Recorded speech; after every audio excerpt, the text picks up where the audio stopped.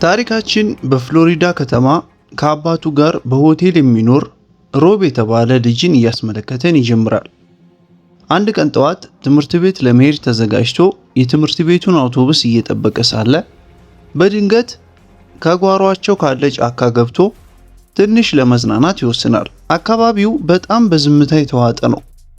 በጫካው ውስጥ እየገባ ሳለ ግን በድንገት በህይወቱ የገጠመውን አሳዛኝ አጋጣሚ ትውስ ብሎ ታለቀሰ።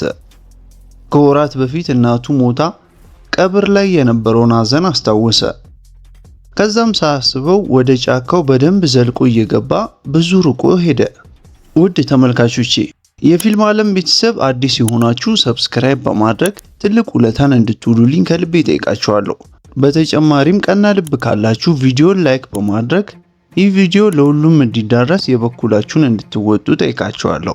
ከዛም ሳያስበው ወደ ጫካ በደንብ ዘልቆ እየገባ ብዙ ርቆ ከሄደ በኋላ የተረሳ የሚመስል ማንም የሌለበት ባዶ ቤት አገኘ። ያ ልጅ እየቀረበ ሲሄድ በድንጋጤ ፍዝዝ ብሎ ቆመ።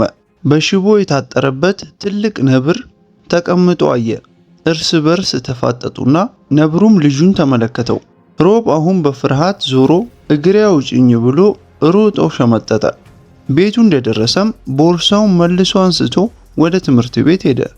ነገር ግን የትምህርት ቤት አውቶቡሱ ለሱ ቀላል አይደለም፣ ህይወትን አክብዶበታል።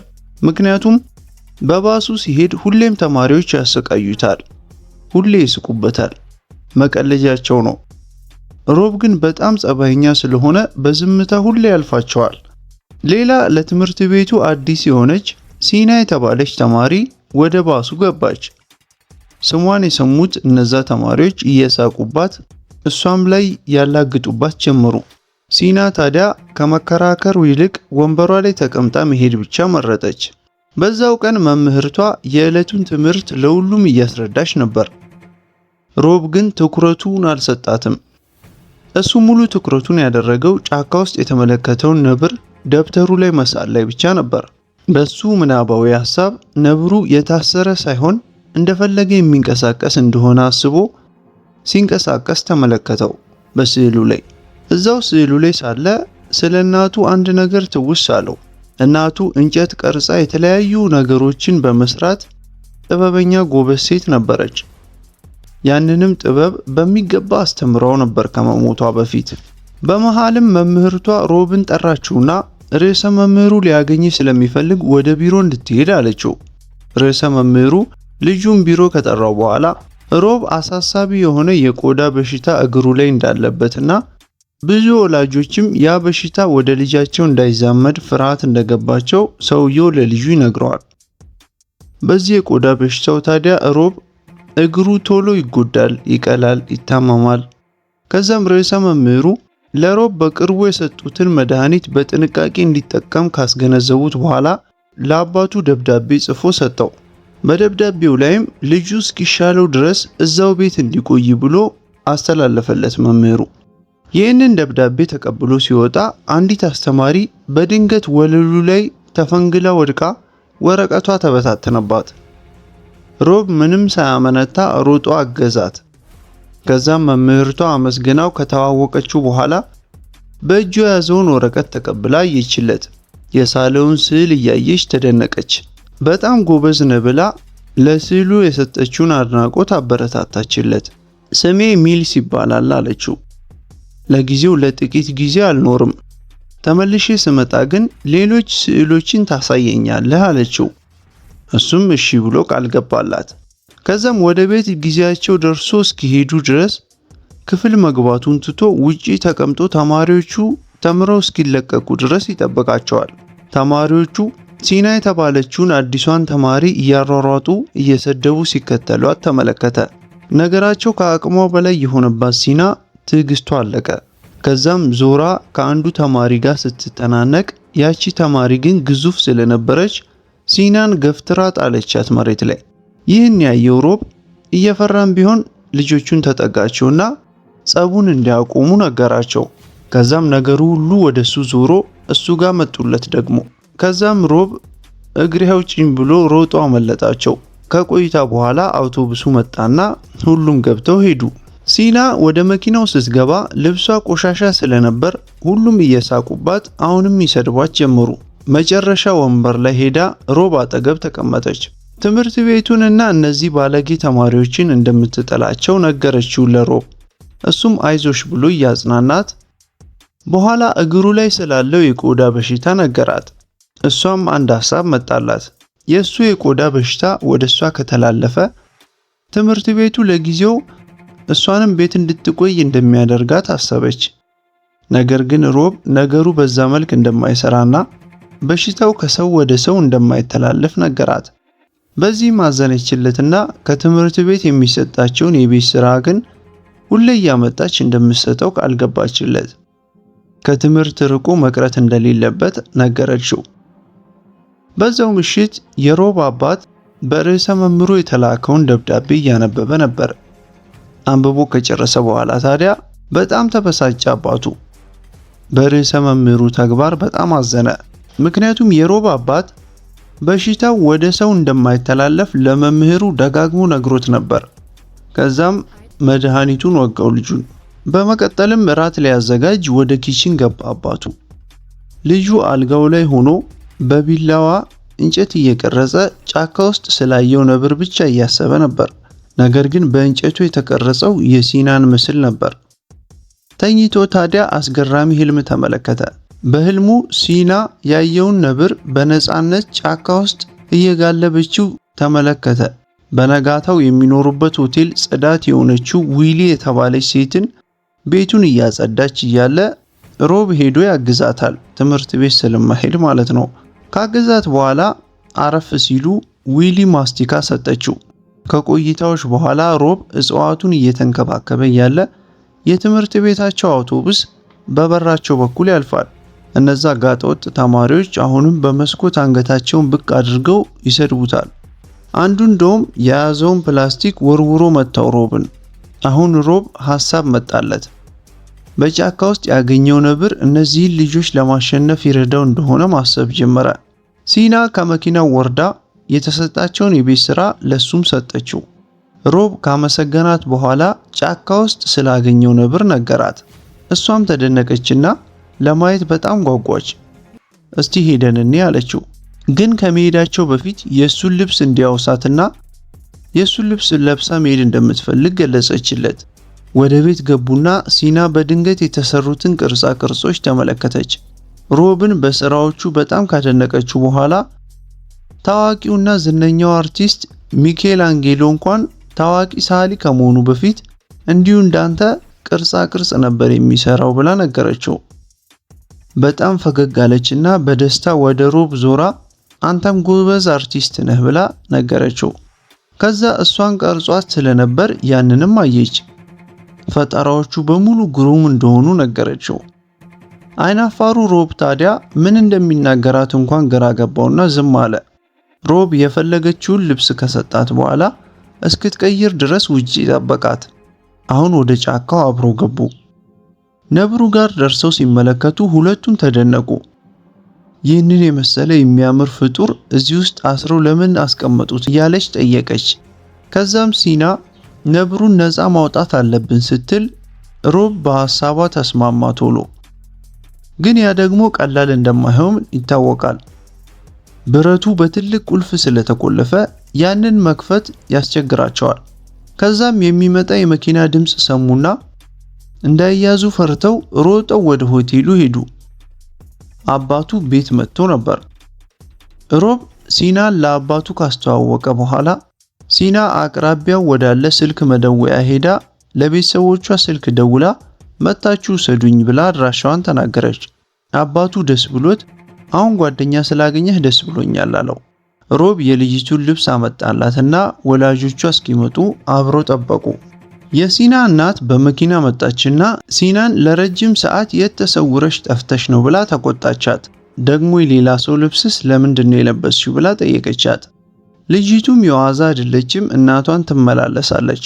ከዛም እናቷ ያንቺን ጉዳይ አባትሽ ይፈተዋል፣ ግቢ መኪና ውስጥ ብላ ይዛት ሄደሽ በንዴት። ሮብ ነገሩ ግራ ቢገባውም በዝምታ ወደ ቤቱ ገባ። በነጋታው ጠዋት በድጋሚ ጽዳቷ ዊሊ ጋር ሄዶ አእምሮ ውስጥ የሚመላለስ አንድ ጥያቄ ጠየቃት።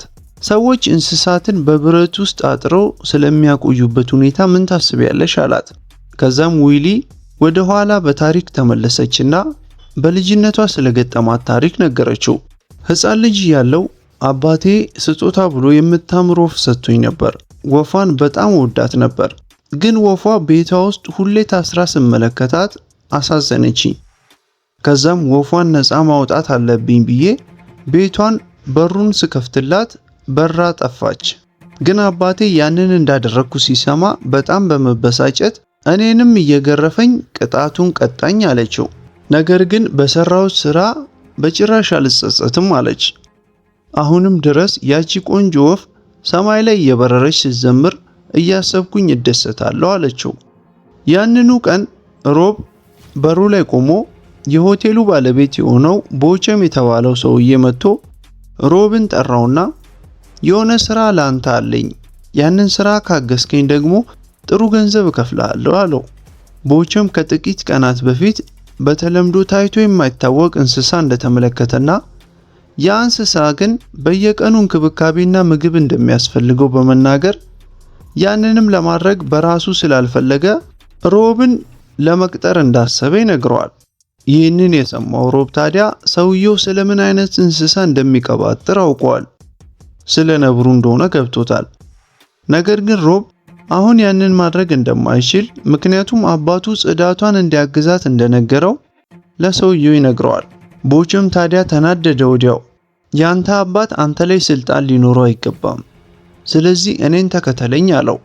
ልጅ ስለሆነ ግራ በመጋባት ተከትሎ ሰውየውን ሄደ። እየሄዱም ሮብ ነብሩን ሲመለከት ከዚህ በፊት አይቶት እንደማያውቅ ሰርፕራይዝ እንደሆነ አስመሰለ። ቦቸም ሲናገርም ከዚህ በፊት ብዙ ብር ያበደርኩት ሰውዬ ብሩን መክፈል ስለከበደው በምትኩ ይህንን ነብር ሰጠኝ አለው። ከዛም ሰውየው ነብሩን እንዴት ምግብ መመገብ እንዳለበት ለሮብ ይነግረዋል። በዚህ መሃል ነብሩ ዘሎ ወደ ሰውየው ሲወረወር ሰውየው ደነገጠ በጣም። ከዛም ሰውየው ለትንሹ ልጅ ቁልፉን እያሳየው ከዚህ በኋላ ስራህ እየተመላለስክ በየቀኑ ነብሩን መመገብ ነው አለው። ከዛም ልጁን መልሶ ወደ ቤቱ ወሰደውና ሁሉም ነገር ታዲያ ምስጢር ነው ብሎ አስጠነቀቀው። ስለ ነብሩ አንድ ሰው እንኳን ካወቀ ትልቅ ችግር ይፈጠራል እኔ ላይ አለው። ከዛም ሰውየው ለነብሩ የሚሰጠውን ስጋ ለልጁ ሰጠውና በየቀኑ ይህንን እያመጣው ሰጣለሁ አንተም ትሰጠዋለህ ወስደ ብሎ ነገረው። ከዛም አንድ መኪና መጣ።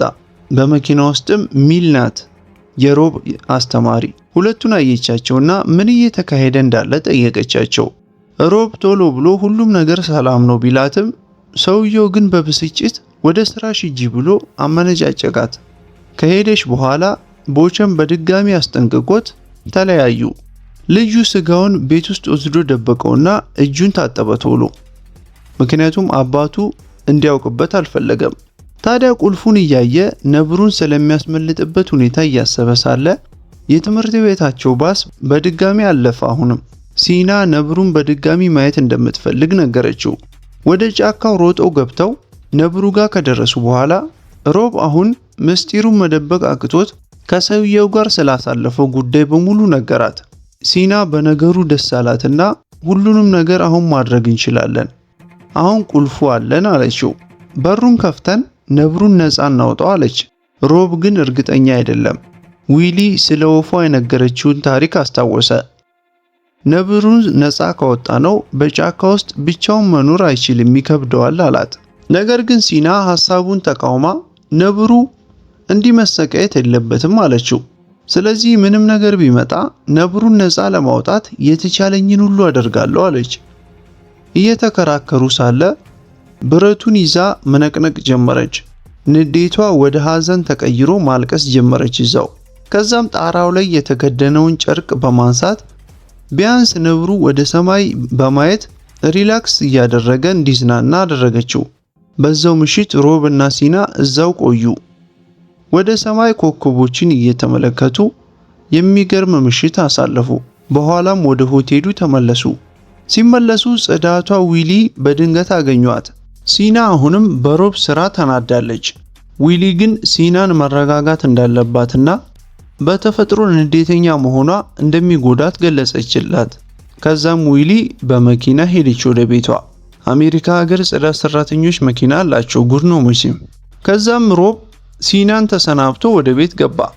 ቤት እንደገባም አባቱ ስጋ የያዘውን ወረቀት አግኝቶት ተመለከተ። ይህንን ስጋ ደግሞ ከየት ነው ያመጣው ብሎ ተቆጣው። ሰውየው ምስጢር ጠብቅ ቢለውም አባቱ መዋሸት ስላልፈለገ ቦቸም ነው የሰጠኝ አለው። ከዛም ሰውየው እንዴት አይነት ድሃ አድርጎ ቢያስበን ነው ይህንን የተበላሸ ስጋ እንድንበላ ይሰጠን ብሎ ንዴቱን ይገልጻል። ከዛም ሮብ ተጨንቆ ወደ ውጪ በመውጣት የተለመደ እንጨቱን መቅረጽ ጀመረ። በነጋታው ጠዋት ማታ የቀረጻትን ወፍ ይዞ በምናቡ ያ የእንጨት ቅርጻ ቅርጽ እንደሚበር አሰበ። ከዛም ለዊሊ ሄዶ የሰራውን ያንን የእንጨት ቅርጻ ቅርጽ ወፍ ሰጣት። በዛም ዊሊ ደስተኛ ሆነች። ትንሽ እንደቆየ የትምህርት ቤቱ ባስ መጣና እንደተለመደው ሲና ወርዳ በመምጣት እናቴ በኔ ባህሪ በጣም እየተናደደች ነው አለችው። አንተም መጥቼ እንዳላገኝህ እንኳን ብታስጠነቅቀኝም አልሰማትም ብዬ ይኸው መጥቻለሁ አለችው። ከዛም ዊሊን አግኝተን ስለ ነብሩ ምን ማድረግ እንዳለብን እናማከራት ብላ አዲስ ሐሳብ አመጣች ሲና። ዊሊን አገኟትና ስለ ነብሩ ሙሉ ታሪኩን ነገሯት። መጀመሪያ ዊሊ አላመነቻቸውም ነበር። ከዛም ወሰዷት ሊያሳዩት። ሄዳ ስትመለከት በጣም ደነገጠች። ሲና ግን አሁኑኑ መክፈት አለብን በሩን አለች። ነገር ግን ዊሊ ያ አይሆንም አለች። ቦቸም ጥሩ ሰው ባይሆንም ነብሩን መልቀቅ ግን ትክክለኛ ውሳኔ አይደለም አለች። ትንሿ ሲና ግን የዱር እንስሳት በነፃነት የመኖር መብት አላቸው ብላ ተከራከረች። ዊሊ ሁሉንም ሐሳብ ከሰማች በኋላ አንዳንዴ ትክክለኛ ውሳኔዎች እንኳን ሴፍቲ ላይኖራቸው ይችላል አለች። ምክንያቱም ነብሩን ብንለቀው እኛኑ ሊበላን ስለሚችል አደጋው የከፋ ነው አለች። እንዲህ አይነት ስራ ውስጥ መሳተፍ የለብንም ብላ ነገረቻቸው። ሲና በዚህ ተናደደችና እናንተ እምቢ ካላችሁ ሄጄ ለአባቴ ተናግሬ እሱ መጥቶ እንዲፈታው አደርጋለሁ አለች። ሮብ ታዲያ ነገሩን እምቢ ሲላት ሲና በንዴት ተንጨርጭራ የኔና ያንተ ግንኙነት እዚህ ጋር ያበቃል፣ በድጋሚ አይኔን አትመለከተኝም ብላ ጥላው ሮጣ ሄደች። ከዛም ዊሊ ሮብን ይዘው ሄዱ ተመልሰው ወደ ቤት። ሮብ ሲና ወደ ቤቷ ስትሄድ አይቶ ሮጦ አስቆማትና አሁን ሐሳቤን ቀይሬያለሁ፣ ሄደን ነብሩን እንፍታው አላት። ለጓደኝነታችን ስል አደርግልሻለሁ አላት። በድንገት ግን ቦቸም መጣና ለልጁ ስጋ ሰጠው። በኋላ ለነብሩ ስጠው ይሄንን ምግብ ብሎ ነገረው። ታዲያ ከአባትህ ጋር የምሰራው አንድ ስራ ስላለኝ አሁን ወደዛ ልሂድ ብሎ ሄደ ጥሏቸው። አሁን ሁለቱ ልጆች ሩጠው ሄደው ቁልፉን ለመክፈት ወሰኑ። ነብሩ ለ2 ቀናት ምግብ እንዳልበላ ቢያውቁም በሩን ለመክፈት ወሰኑ። ነብሩ በሩ ሲከፈትለት ለሰስ ብሎ ወጣ። እነሱም ወገቡን እየዳበሱ ሸኙት። በድንገት ግን የሽጉጥ ድምፅ የሰማችው ሲና ደንግጣ መሬት ላይ ተዘረረች። ከዛም ቀስ ብላ ከተነሳች በኋላ በዚህ ደንግጠው ሁለቱ ልጆች ሮጠው ወደ መንገድ ሄዱ። እዛም ነብሩ መሬት ወድቋል። የሮብ አባት ነብሩ ቦቸምን ሊበላው ሲል በሽጉጥ ገድሎት ነው። ዊሊም ሮጣ ደረሰች። ሁለቱ ልጆች እያለቀሱ ሮብ በንዴት አባቱን ለምን እንዲህ አደረክ እያለ ወቀሰው። አባቱ የሚያውቀው ነገር እንደሌለ በመግለጽ ነብሩ ቦቸምን ሊበላው ሲል እንደገደለው ለልጁ ገለጸለት። ነብሩን ከማየታቸው በፊት ቦቸምና የልጁ አባት እየተጣሉ ነበር። በዛም ቦቸም ሽጉጡን አውጥቶ የልጁን አባት ሊገለው ሲል አባቱ ቀድሞት ሲተኩስ ነብሩ ደግሞ ድንገት ገብቶ እንደተገደለ ለልጁ ገለጸለት። አባቱ ይህንን ሁሉ ለማስረዳት ቢሞክርም ልጁ ግን አሁንም በሐዘን አባቱን እየደበደበ በለቅሶ ንዴቱን ገለጸ። ከዛ በብዙ መከራ አባቱ ይቅርታ ጠይቆ ታረቁና ተካከፉ። ዊሊ ነብሩ አሁን ምናልባት የተሻለ ቦታ እንዳለ ገለጸችላቸው። ነብሩን ከተሰናበቱት በኋላ ሁሉም አካባቢውን ትተው ወደ ቤታቸው ሄዱ። ሲና ወደ ሮብ ተጠግታ እስካሁን በንዴት ሆኜ ስላመነጫጨኩ ነገር በሙሉ ይቅርታ ብላ ጠየቀችው። ለኔ ምርጡ ጓደኛዬ ነህ አለችው። ወደ ቤት እየተመለሱ ሮብ ነብሩን የሳለውን ስዕል አሳያት አውጥቶ እና አንቺ ውሰጂው፣ አንቺ ጋር ይቆይ ይሄ ስዕል አላት። ቀናቸው በሐዘን ቢጠናቀቅም በስተመጨረሻም ነፃነት ማለት ለሁሉም ሰው የተለያየ እንደሆነ ተምረንበታል። ነብሩም ከብቸኝነት ኑሮ ወደ ተሻለ ቦታ ሄዶ ይሆናል ብለን በማሰብ ፊልማችንም በዚሁ ይጠናቀቃል። ውድ የፊልም ዓለም ቤተሰቦች ፊልሙን እንዴት አገኛችሁት? ሐሳባችሁን በኮሜንት አሳውቁኝ። እስከ መጨረሻው ስለተከታተላችሁኝ በጣም ከልቤ አመሰግናለሁ። ሰላም ቆዩልኝ።